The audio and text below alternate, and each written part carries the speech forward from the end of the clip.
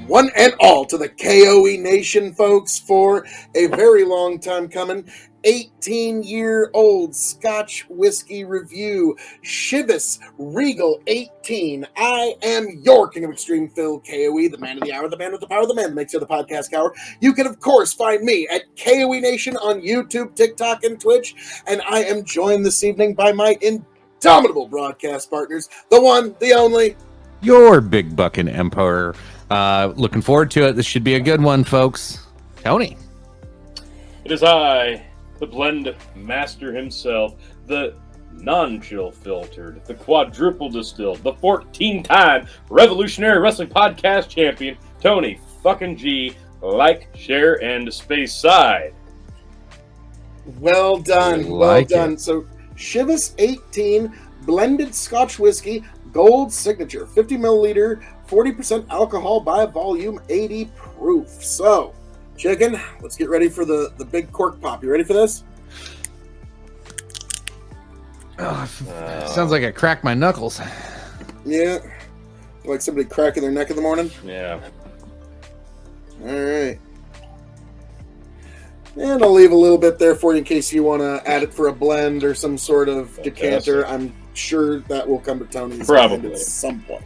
So, Chivas Regal 18 of the Blended Scotch line. Let's be frank, Chivas is one of the main competitors to Johnny Walker. Right. Because when it comes to blended Scotch, that's generally what most people think. But Chivas is a very prominent one. Actually, it's get into some of my family here. It was one of the favorite scotches of my grandpa and my uncle. It's still his favorite scotch. Chivas, not anymore. Like people, a newer one, Monkey Shoulder, that's become a pretty heavy favorite in the blended world. But other than that, Dewar's, Chivas, Johnny Walker, that's really what comes to mind. And this, it's pleasant. Smells delightful. Although Wyatt and Mackay should be more. Wyatt Mackay, yeah. That's a different issue. Yeah, let's. One of my personal favorites. Sir Famous Richard Grouse, Patterson. another fantastic one. Oh, God, yeah. Actually, Famous Grouse. Turns out when I asked, that actually was, towards the end of his life, my grandpa's favorite scotch. Famous Grouse. That was the one he got into a lot. So you should have tried this one, because this smells lovely. It does. There's a slight hint of peat here. Am I wrong? A little, yes. Like a kiss of peat. Yeah, this is only 40%, 80 proof, so nothing major. Very impressed on the nose. ABV. I really am. Yeah. Like you can nose tell. Is fantastic. This is an There's a little citrus in there, but it's not overpowering. Yeah. There's some Speyside. There's some peat here. Yeah, I get the peat. I couldn't tell you if there's Highland. I'll be honest. But there's peat and there's definitely Speyside. I think we'll be able to tell here in a minute. Alrighty, well.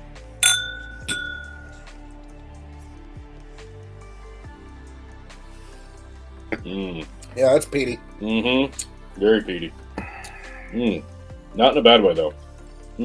Actually, it's what a lot of people kind of stereotypically think of with Scotch. Wow, yeah. Smoky. Yeah. Like, it's got a smoky profile. It doesn't have, like, what Chicken calls that funky peat. I call it swampy. Yeah, there we go. Swampy peat. Like, this is just smoky. A kiss of smoke. This reminds me a lot of Johnny Walker Green, actually. Okay.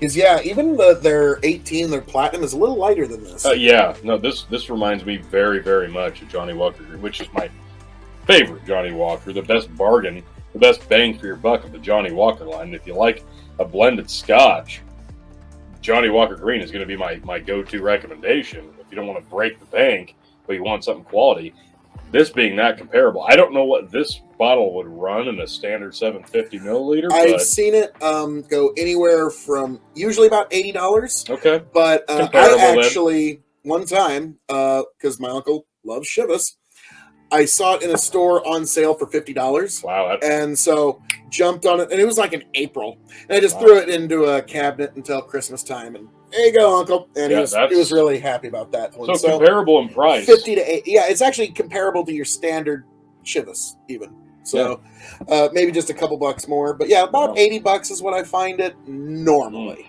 So this is really nice. I really like this. You know what it reminds me of, like flavor-wise? There's I get the peat a little bit, the smoky that you're talking about, but like dried fruits, Yeah, like absolutely.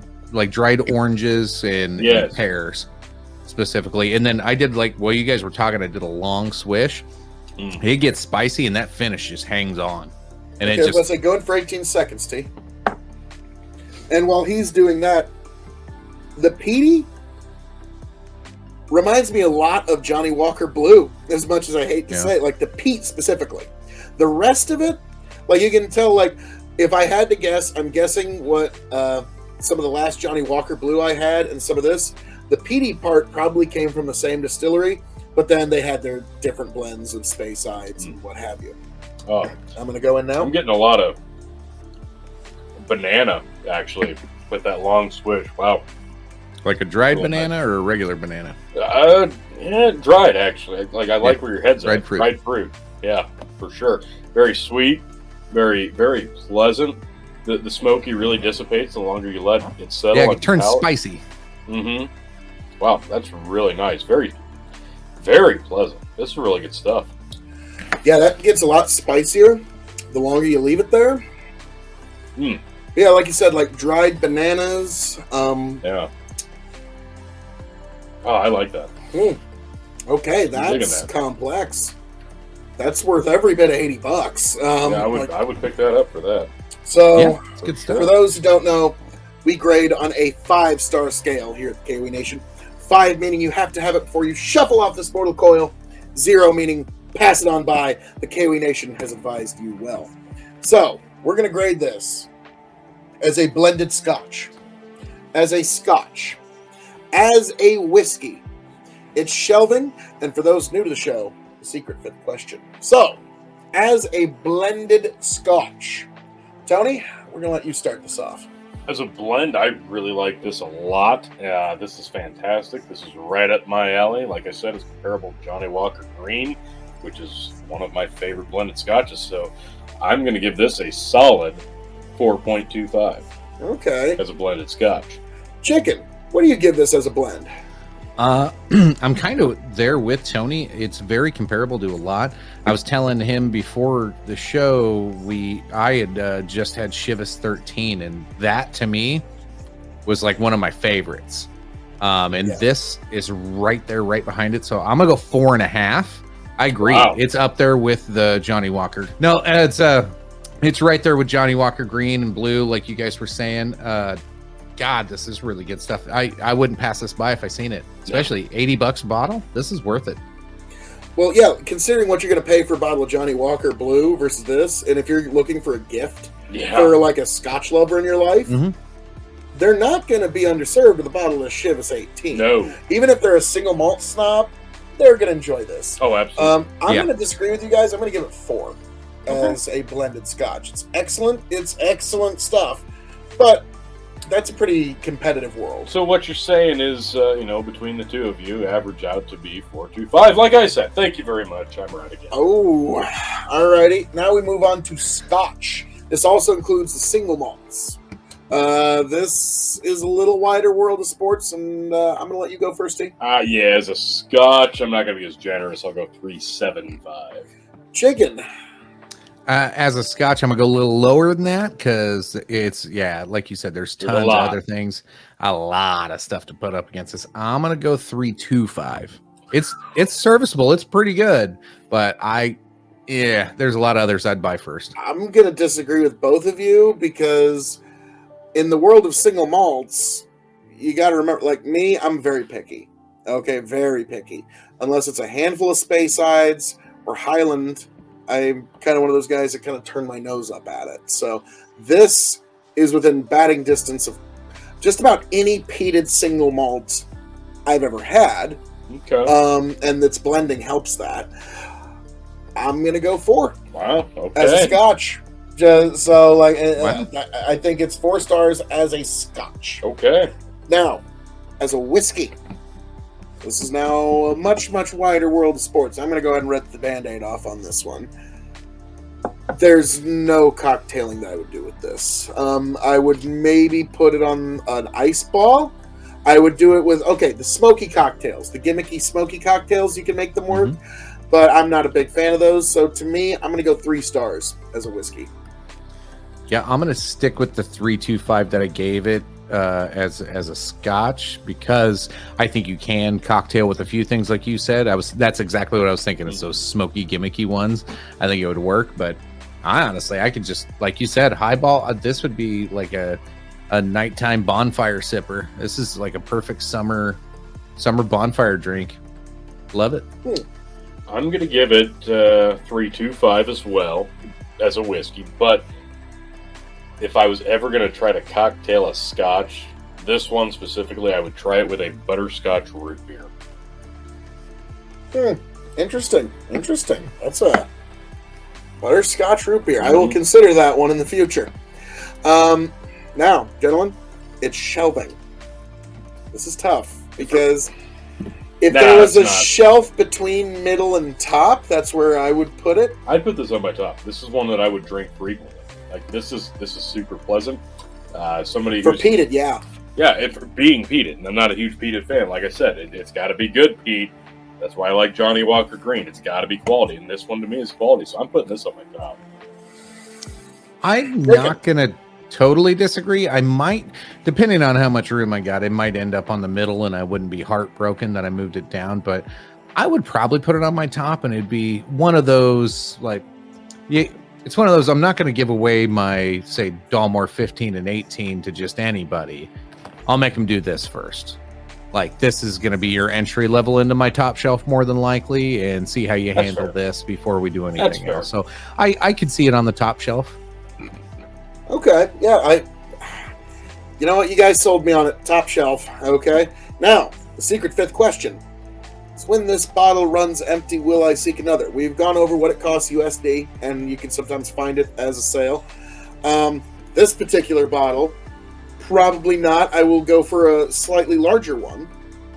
I would go for now. Granted, every holiday season, these are always in great gift packs. Yeah. Where it's also where I got a Chivas 13.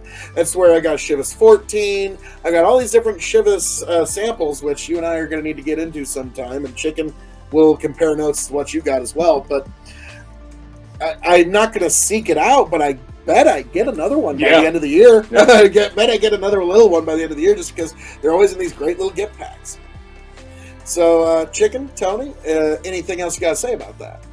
No, that's the best thing about these. Like, you can get this and another in a package deal with a standard bottle of Chivas 12. And I know a lot of people aren't a big fan of Chivas 12, but for me it was, along with Glenlivet 12. Like, Glenlivet was one of 12 was like my introduction to like single malt Scotch. Chivas 12 was like my introduction into blended Scotch, like actual drinking Scotch, not shit Scotch like Johnny Red.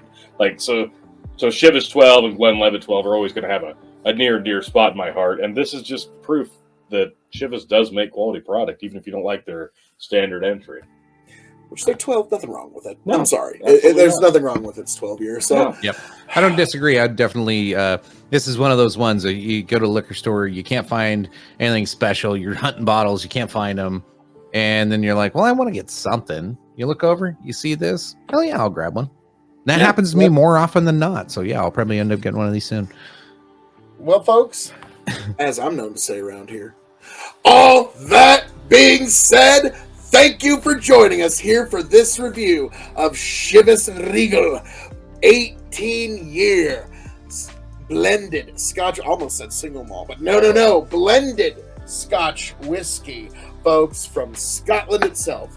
I am your King of Extreme Phil, K.O.E., the man of the hour, the man with the power, the man that makes you the podcast hour, the prince and potentate of the political parlance, the lord of the Scottish Highlands, one damn handsome man, if I do say so myself. Folks, I hope you will all like, share, subscribe right here to the K.O.E. Nation, and I hope all of you make it back here happy, healthy, much the wiser. Tony, Chicken, take it away. As always, folks, we'll see you on the next review. Appreciate you. Love you. Take it away, Tony. This is a fantastic blended Scotch, folks.